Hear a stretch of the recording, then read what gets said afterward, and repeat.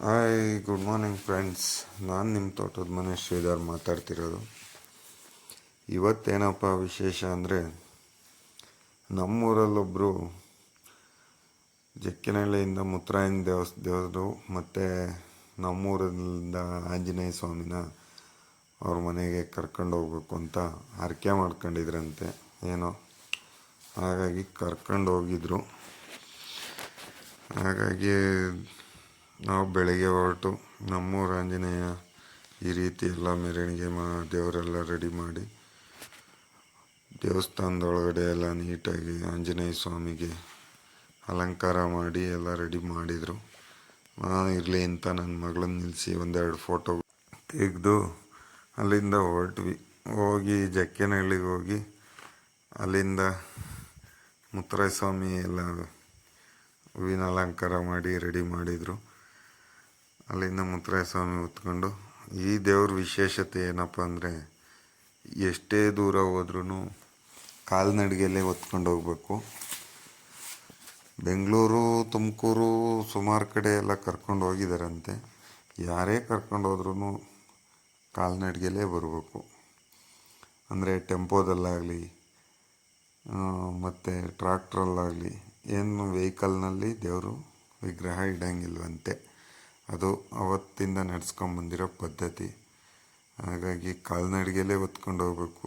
ಈಗ ನಮ್ಮೂರಿಂದ ಜಕ್ಕಿನಹಳ್ಳಿ ಒಂದು 20 ಕಿಲೋಮೀಟ್ರ್ ಆಗುತ್ತೆ. ಜಕ್ಕಿನಹಳ್ಳಿ ಮುತ್ತರಾಯ ಸ್ವಾಮಿ ದೇವಸ್ಥಾನ ನಮ್ಮೂರಿಂದ 20 ಕಿಲೋಮೀಟ್ರೂ ಕಾಲ್ನಡಿಗೆಯಲ್ಲೇ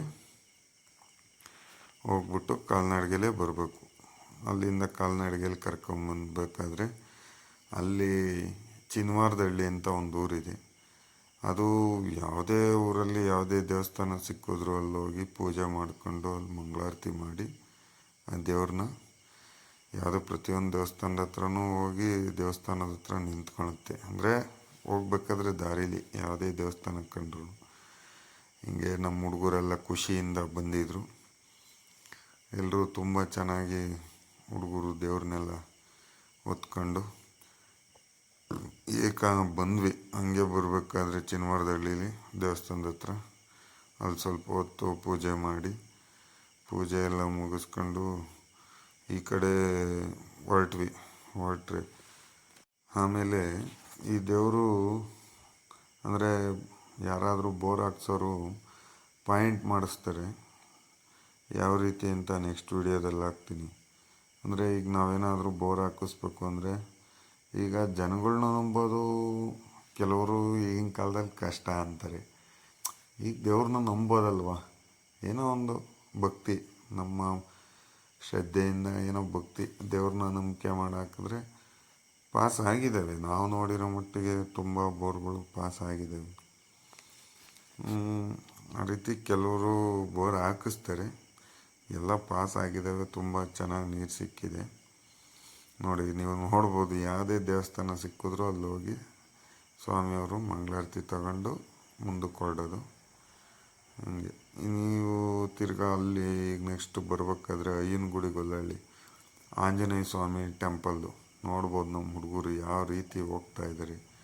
ದೇವ್ರನ್ನ ಹೊತ್ಕೊಂಡ್ರೆ ಅವ್ರಿಗೇನು ಅನ್ಸಲ್ವಂತೆ. ಹೆಗ್ಲು ನೋವಾಗಿರ್ಬೋದು, ಏನೂ ಅನ್ಸಲ್ಲ. ಬರಿಗಾಲಿನಲ್ಲಿ ಸುಡೋ ಟಾರ್ ರೋಡ್ನಲ್ಲಿ ಅಪ್ಪ ತುಂಬ ಇದು ನೋಡ್ರಿ. ಅಲ್ಲಿ ಪಂಚಮುಖಿ ಆಂಜನೇಯ ಸ್ವಾಮಿ ಅಯ್ಯನಗುಡಿ ಗೊಲ್ಲಹಳ್ಳಿ, ಅಲ್ಲೂ ಆ ವಿಗ್ರಹದ ಹತ್ರ ಮತ್ತು ಆಂಜನೇಯ ಸ್ವಾಮಿ ದೇವಸ್ಥಾನದ ಹತ್ರ ಎಲ್ಲ ಕಡೆ ಮಂಗಳಾರತಿ ಕೊಟ್ಟು ದೇವರು ಹೊರಡೋದು. ನೋಡ್ರಿ, ಎಲ್ಲ ನಮ್ಮ ಟ್ಯಾಕ್ಟ್ರಾಗೆಲ್ಲ ಹೆಂಗೆ ಕೂತಿದ್ದಾರೆ ನೋಡ್ರಿ ಜನಗಳು. 2 ಟ್ಯಾಕ್ಟ್ರಿ ಜನ ಬಂದಿದ್ದರು. 2 ಟ್ಯಾಕ್ಟ್ರಿ ಹಿಂದೆಗಡೆ ಹೋಗ್ತಾ ಇರಬೇಕು. ದೇವ್ರ ಹಿಂದೆಗಡೆ ಹುಡುಗರು ದೇವ್ರು ಹೊತ್ಕೊಂಡು ಮುಂದೆ ಓಡ್ತಾ ಇರ್ತಾರೆ. ಕೆಲವರಿಗೆ ಒಂಥರ ಖುಷಿ, ಸಂತೋಷ, ಸಂಭ್ರಮ, ಇದೊಂಥರ ಸಡಗರ, ಚೆನ್ನಾಗಿರುತ್ತೆ. ಅಂದರೆ ಅಲ್ಲಿಂದ ಬಂದು ತಿರ್ಗಾ ರಾತ್ರಿ ಇಲ್ಲೆಲ್ಲ ಪ್ರಸಾದ ಮಾಡಿಸಿದ್ರು. ಅಲ್ಲೆಲ್ಲ ಊಟ ಮುಗಿಸಿ ನಮ್ಮೂರ ಹತ್ರ ಒಂದು ಪಾಳು ಬಿದ್ದಿರೋ ಬಸವಣ್ಣನ ದೇವಸ್ಥಾನ ಇತ್ತು. ಆಂಜನೇಯ ಸ್ವಾಮಿ ಮತ್ತು ಮುತ್ತರಾಯ ಸ್ವಾಮಿ ಎರಡೂ ಆ ದೇವಸ್ಥಾನದ ಹತ್ರ ಹೋಗಿ ಆ ದೇವಸ್ಥಾನ ಎಲ್ಲ ಕ್ಲೀನ್ ಮಾಡಿದ್ವಿ, ದೇವಸ್ಥಾನ ಕಟ್ಟಬೇಕು ಅಂತ ಅಂದ್ಕೊಂಡಿದ್ವಿ, ಆಗಿರಲಿಲ್ಲ. ಹಾಗಾಗಿ ನೋಡ್ಬೋದು, ಎರಡು ಬಂದು ನಿಂತಿದ್ದಾವೆ. ಅಲ್ಲಿ ಕಲ್ಯಾಣಿ ಆಗಿರ್ಬೋದು, ಇದು ಸುಮಾರು 400 ವರ್ಷದಿಂದ ಹಿಂದ್ಲದು ಅಂತ ಹೇಳ್ತಾರೆ.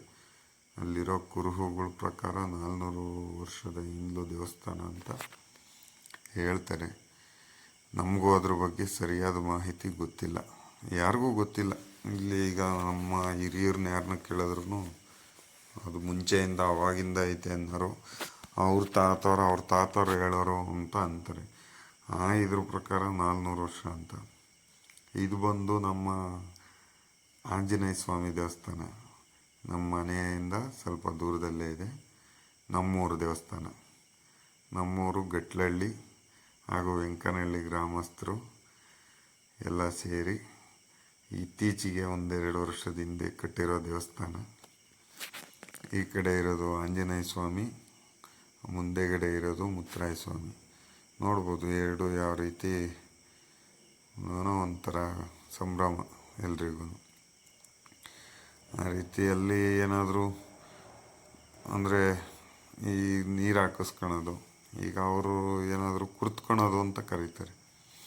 ಈಗ ನಮಗೇನಾದರೂ ಕಷ್ಟ ಕಾರುಣ್ಯಗಳನ್ನೆಲ್ಲ ದೇವ್ರ ಹತ್ರ ಹೇಳ್ಕೊಬಿಟ್ಟು ನೀರು ಹಾಕಿಸ್ಕೊಂಡು ಆ ದೇವರು ಅವ್ರ ಕಷ್ಟಗಳೆಲ್ಲ ಏನಾದರೂ ಬಗೆಹರಿತವೆ. ಆ ರೀತಿ ಒಂದು ನಂಬಿಕೆ, ನಮಗೂ ಆ ನಂಬಿಕೆ ಇದೆ. ಇದರಲ್ಲಿ ಕೆಲವರು ನಂಬದೇ ಇರೋರು ಇರ್ತಾರೆ, ನಂಬೋರು ಇರ್ತಾರೆ. ನಾವು ನಂಬಿದ್ದೀವಿ, ನಮ್ಗೆ ಒಳ್ಳೆಯದಾಗಿದೆ.